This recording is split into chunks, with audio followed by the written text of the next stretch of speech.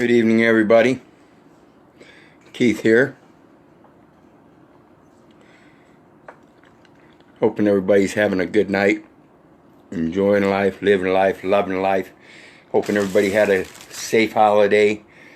I know a lot of people are probably still traveling on their way home even. Hope you're doing it safe. Those policy enforcers are out there thick. I'm gonna hang on for a couple minutes here because I want to get a few viewers here, because we're going to talk about the First Amendment of the Constitution. And I want people to realize the Constitution was originally written, I believe, in like 1787, if not even earlier, or past, whatever you want to call it. And then was later revised. A year and a half later is when they amended the original and added the Bill of Rights, the first 10 amendments. They did this specifically because the original Constitution was meant for the government. And then when they added the Bill of Rights, that's the set of rules that the government's supposed to follow in accordance to the people. Not persons, the people. It does mention right to be secure in his person's property, papers, and effects. But that's because they knew at that time, incorporating that Constitution, it was a commercial venue. They knew at that time they had a contract on an international scale, because they had to provide something like that in order to provide trade with other countries other than just England. And so that system was already established, and from that system is where they developed the Constitution, and that is just a contract.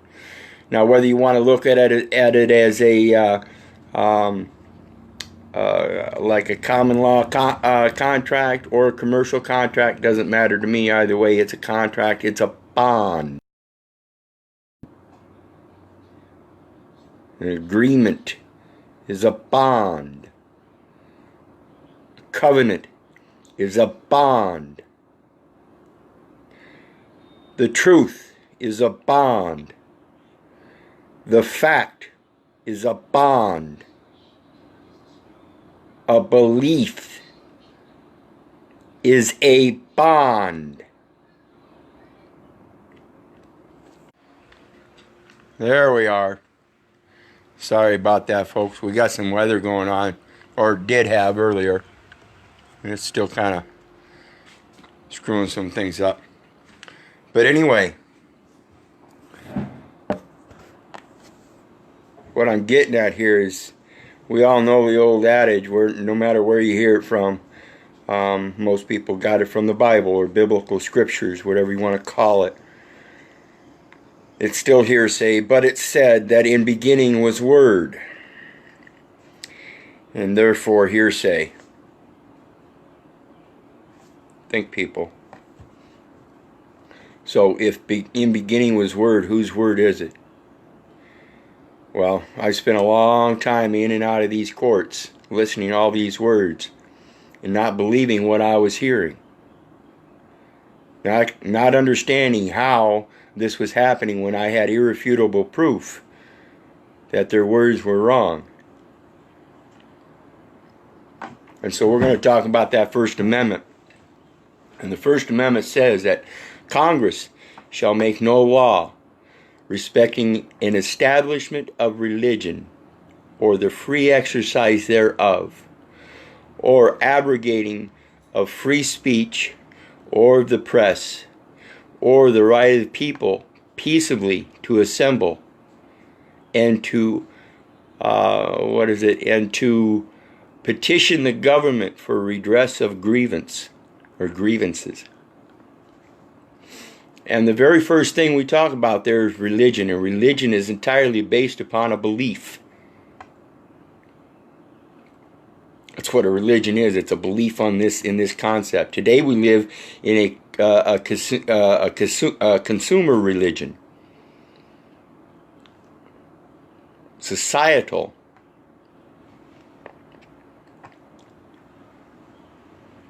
And I keep telling people all the time, my word is my bond. I believe what I say. I don't believe what anybody else says. I don't think they know what they're doing. I think they lack knowledge. So I ask them, and ask and ye shall receive, to prove all things. And when they can't, they're the ones that are screwed. Period. They have no law respecting the establishment of a belief.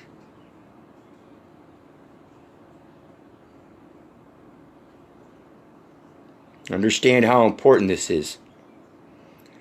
Let my yea be my yea. Let my nay be my nay. I don't know what you mean. I don't have a bond with the word defendant other than the truth. And the truth is that defendant is not myself. And therefore there needs to be clarification on and for the record. Because I question whether that defendant is actually myself. And therefore, in order for a one-to-one communication to come about, I need clarification. I need people to prove things because I don't think they know what the fuck they're doing.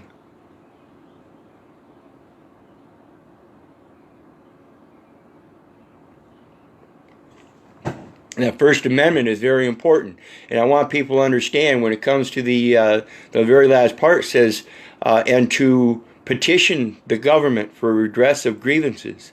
Everybody seems to think that you have this right to go out in the streets and protest. And that's your belief. You can believe that.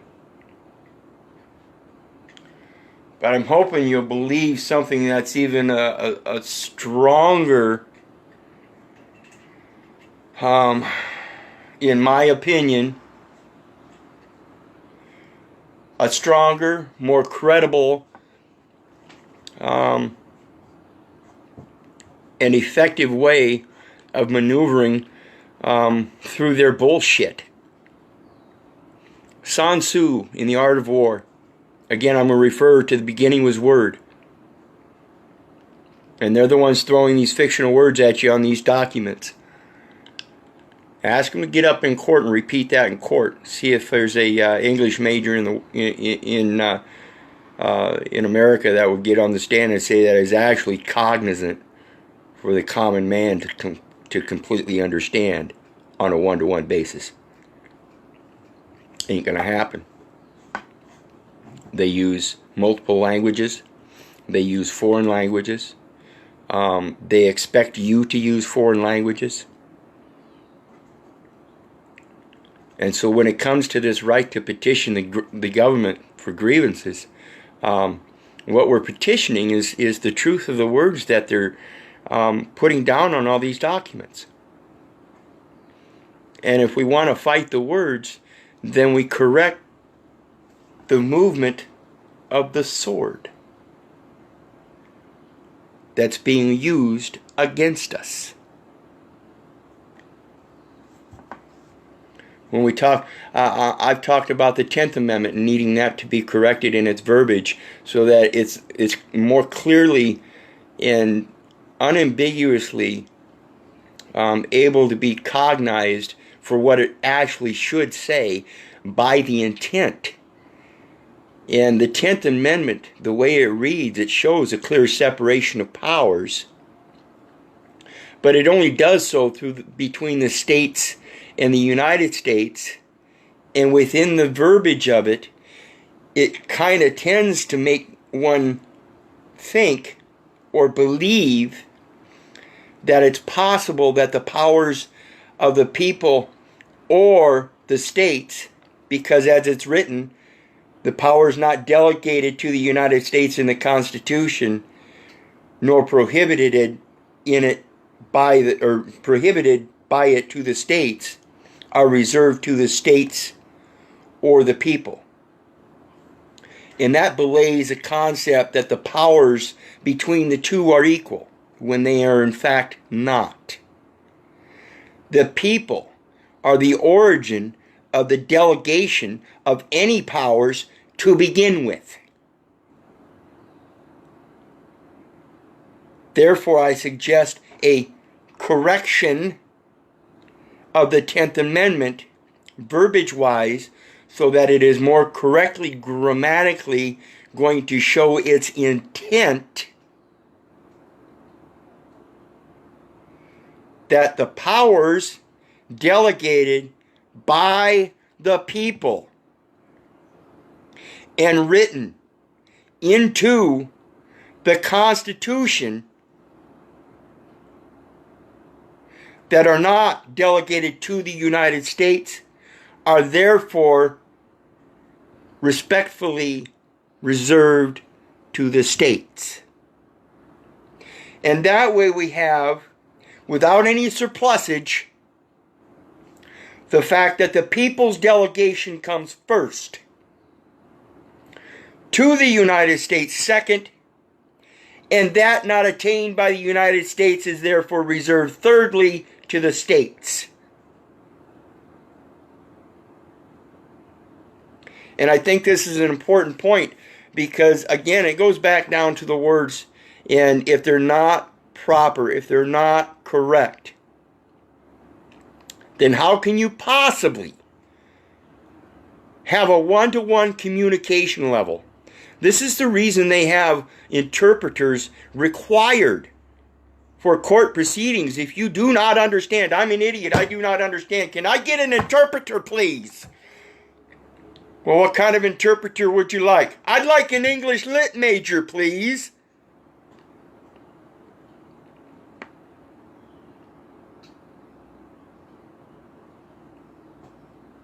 It's all logic and common sense.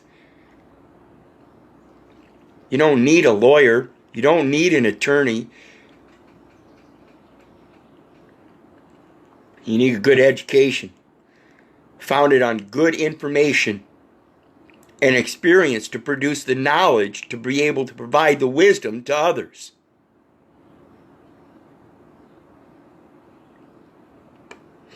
And it all goes down to your core belief. Are you going to believe in a consumerism religion? Or are you going to believe in a religion founded on yourself and your jurisdiction? Jurisdiction, juris, of right. Diction, words. So if you want to clarify your jurisdiction, hold a minute. I don't understand a goddamn thing you're saying.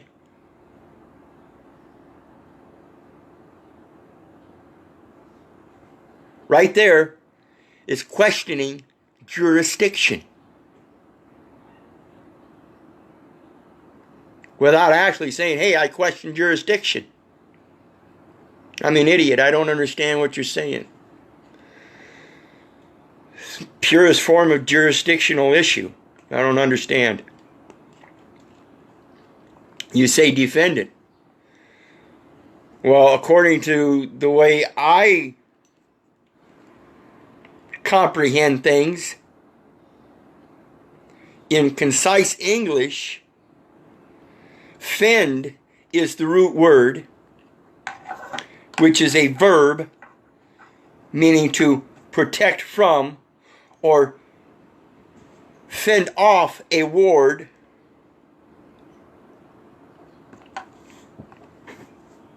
Ward off an offender.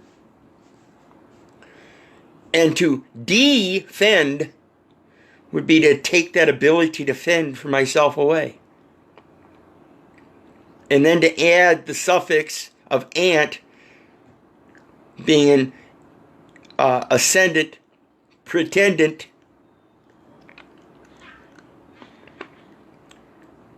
meaning it's now changed it from a verb to an abstract noun, which is decidedly, distinctly, and discernibly different from a proper noun.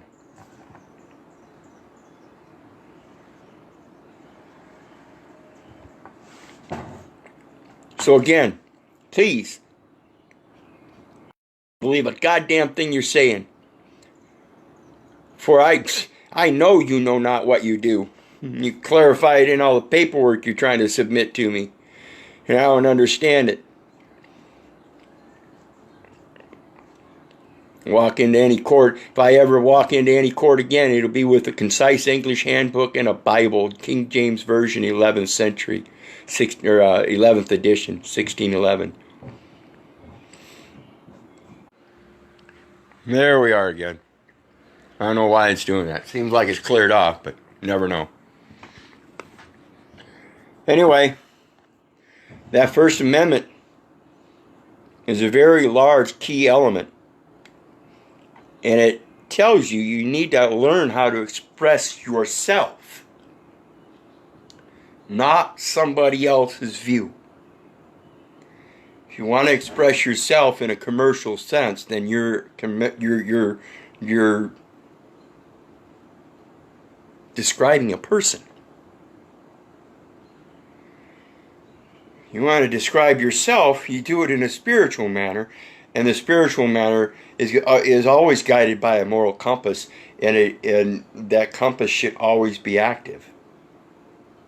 So even if you do act in a commercial capacity, you do so diligently so that the commercial capacity you're doing it in isn't going to be to the detriment or harm of another by and through profits,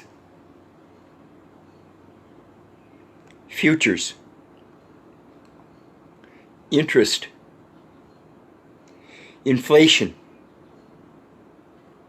And that's the problem with the commercial system. It's dependent on taking advantage of another for your benefit. All contracts are fraud. They say they're supposed to have equal benefit and equal detriment, and they don't.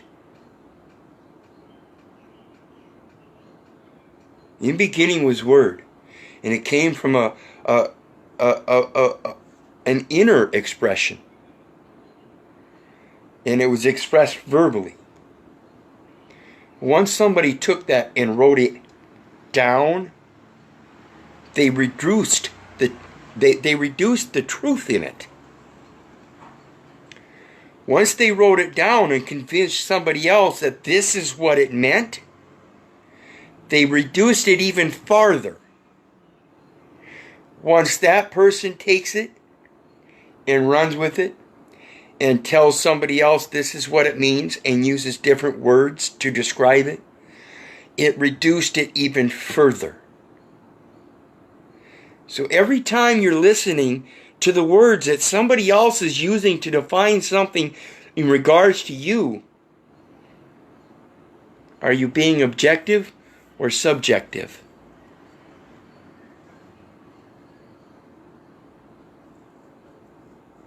I object, Your Honor. I'm not subject to the defendant. I will always be a man and stand and fend for myself. Are you in your correct capacities? How dare you infer that I'm a defendant?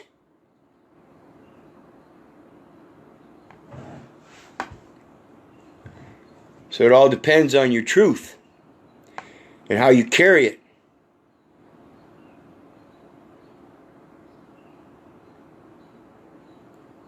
I'm going to do my best, and I've done quite well not signing anything. 3.5 years. I walked out of jail. They tried telling me, you got to sign release papers. Excuse me, I don't want to lease myself again. And I've already got a discharge order from the judge. If you'd like to disobey that, feel free. But otherwise, make me.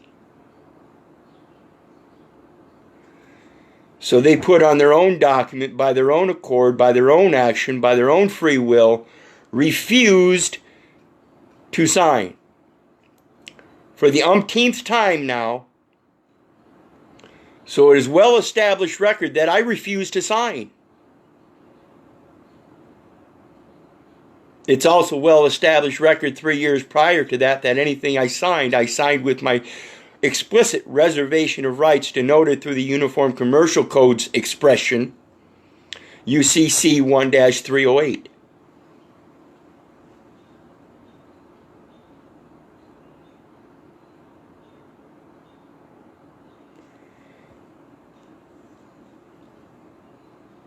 Yes, Douglas, only you can own your soul.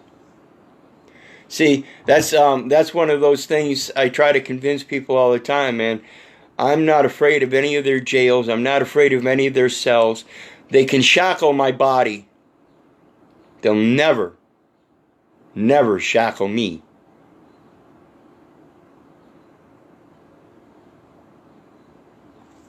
Period. Can't.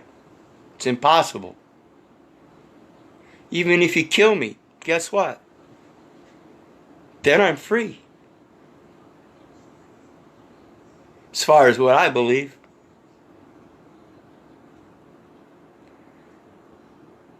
And so for right now, like I said, I get done here, I'm going to question that motherfucking fly on the wall. Because I don't believe nothing. I've been told, prove all things, for they know not what they do. So ask, and ye shall receive. Because people shall perish, for they lack knowledge.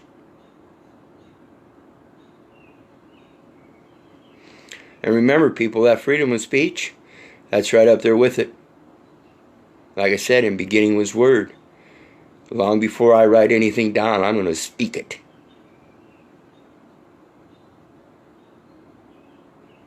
And then if I feel necessary, then I'll press my words onto paper.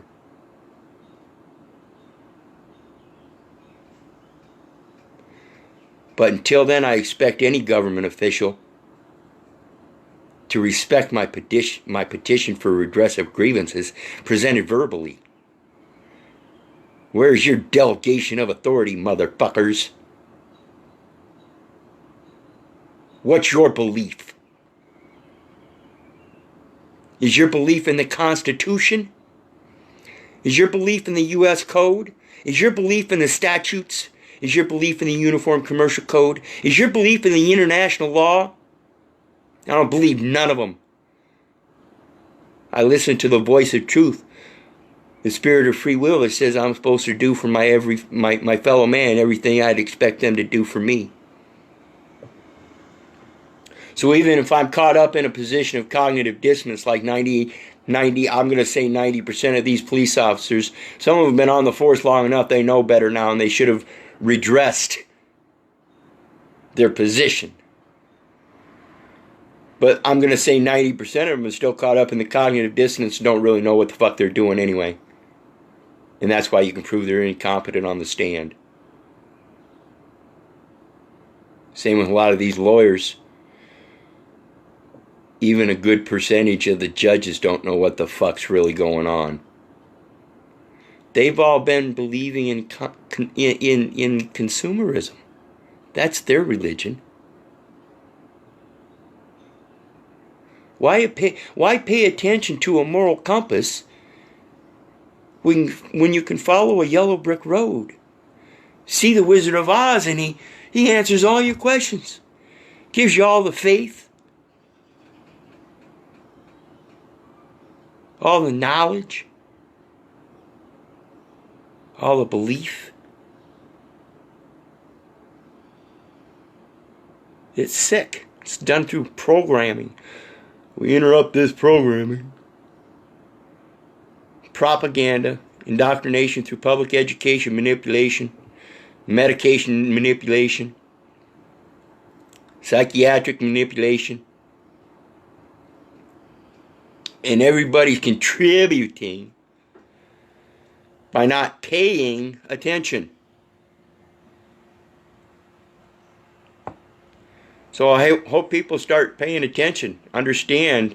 You need to realize what your true belief is. If you think you need to have all this consumerism to raise your family, you're wrong. I don't know how I can prove that to you, but I know in my heart you're wrong.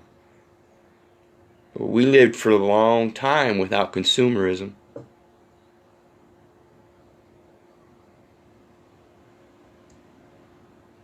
We can do it again. We don't have to. We can still use a consumer system. But I think that should be used more for those people that are more apt to have that moral compass skewed towards fraud, so that they can keep each other in their own fucking line. Because like I said, my word is my bond.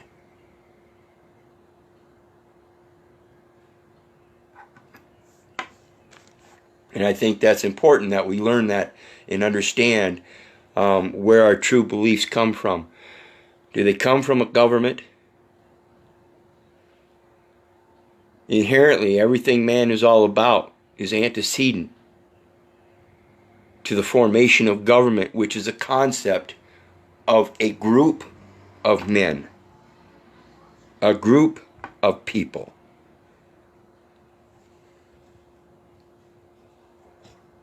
So think about this stuff and understand.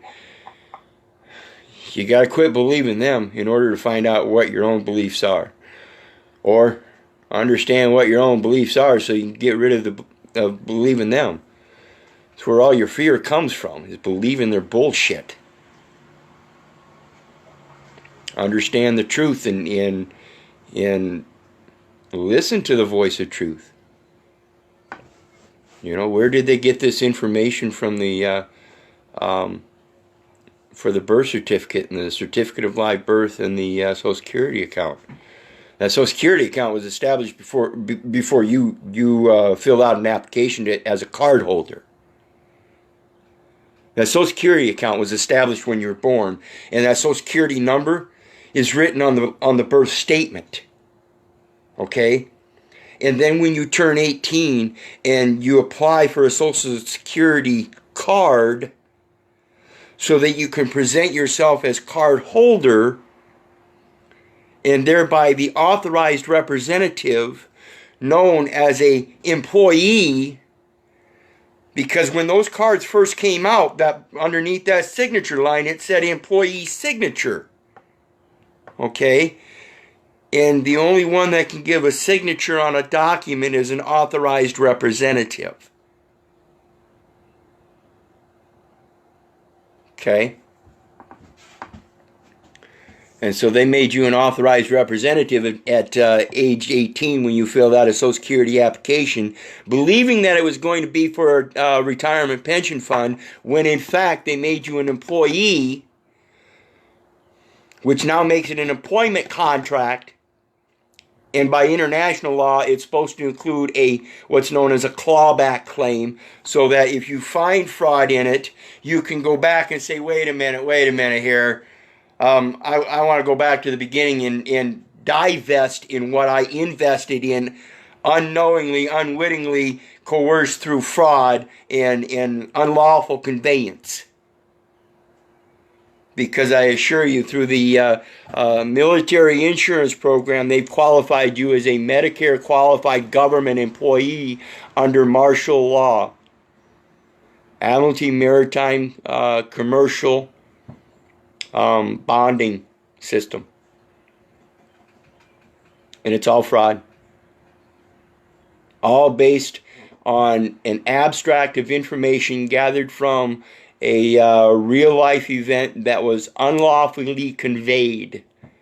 It was not conveyed grammatically correct, and therefore was allowed to be produced or used to construct a financial instrument without full disclosure, as well as a following process using a monopolized currency system through Federal Reserve Act, House Joint Resolution 192, Public Law 7310, 12 U.S.C. 411, the Social Security Act, Emergency Income Revenue Tax Act, whatever that is, Federal Trade Commission Act. All these part of the New Deal. Proud sponsor, thanks to Woodrow Wilson. Yeah. Edward Mandell House. And you know the Bible says we've got to pay for our father's sins. They made the mistake, and we have to learn that that's the mistake they made, and we have to learn to correct it. We have to pay for those sins.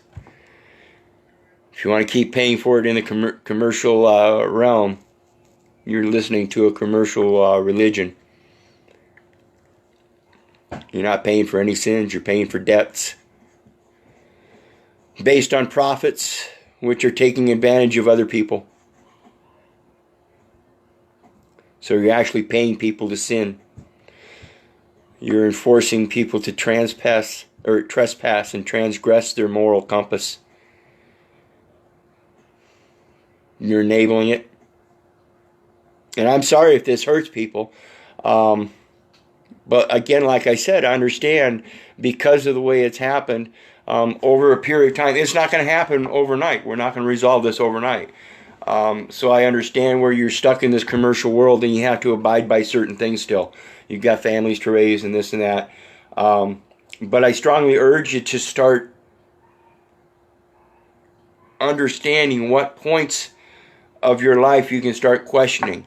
When you go get a boat and you apply for registration of your boat, clarify the boat registration so you can kind of get some knowledge and have experience in it, so you have wisdom, so you can then turn around and transfer that same knowledge to being able to do that with your automobile. Okay? Now that you've learned how to do that with your automobile, which you've learned as consumer goods, you can then understand the differences between movable goods, consumer goods, and real estate, and kind of responsibility of legal documentation to being able to clarify mine. Not yours. Mine. Who says it's yours? Mine. Can't get any simpler than that. There we go. But like I said, you can't get any simpler than that. Got to know what's yours. Got to know what your beliefs are. You can go into any international court. You can ask the, quote, judge, administrator, magistrate, dickhead, clown, whoever they want to act like. 3 questions. Do I have the right to believe what I wish to believe, just like everybody else?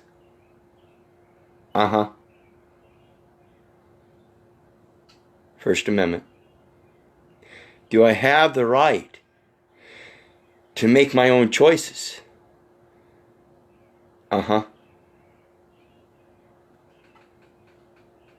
First Amendment. Freedom of association. I have the right to choose to associate or not to associate. Do I have the right to change my mind at any time I want for any reason? I no longer agree with anything they say. I want proof. I don't think they know what the fuck they're doing.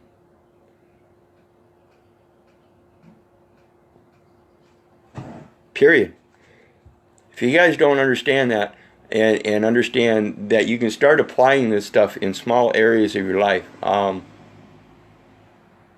homeschooling,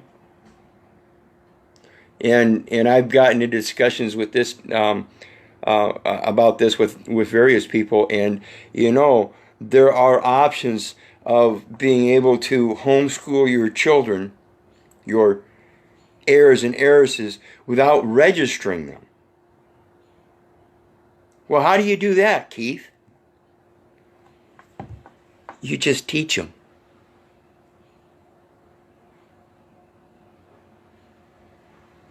Aside from the public education system, keep them in the public education system. But get involved in their life and ask them, what are they teaching you in school? I want to know. Are they teaching you the truth? Because if they ain't, I'll tell you the truth.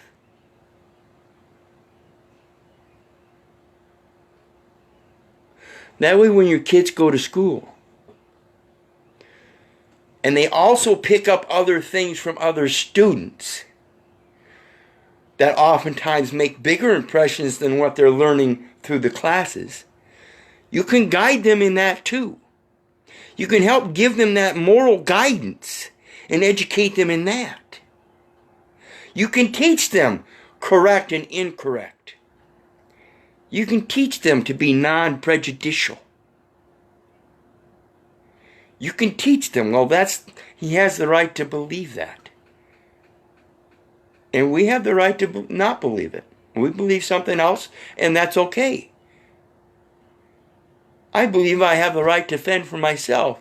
And so when I see somebody trying to claim this guy over here is a defendant, I got to step up and fend for him, because they obviously are committing a criminal act. And it's my duty to stand up for my fellow man. So when they want to come walking around me eight thick and question me about harboring fugitives, well, quit hunting them down, and they won't be fugitives. Quit your stupid shit, and they'll quit running. Leave them alone, and they'll go back to living their fucking lives, leaving everybody else alone themselves. Leave them alone, and you'll see how peaceful they really are. Instead, you've got people thinking they're, quote, fugitives. Well, let's clarify what a fugitive is. Please. To me, they're my family. And you're harming them. You're committing acts of war. How dare you?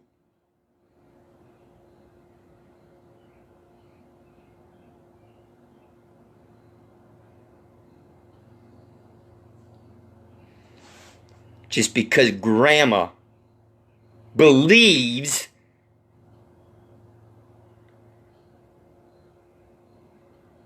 they would be better off living with her.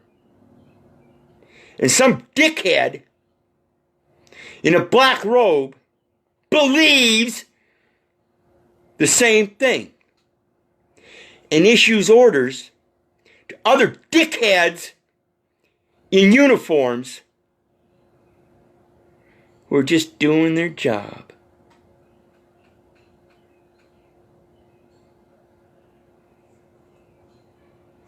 So I do believe they don't know what the fuck they're doing.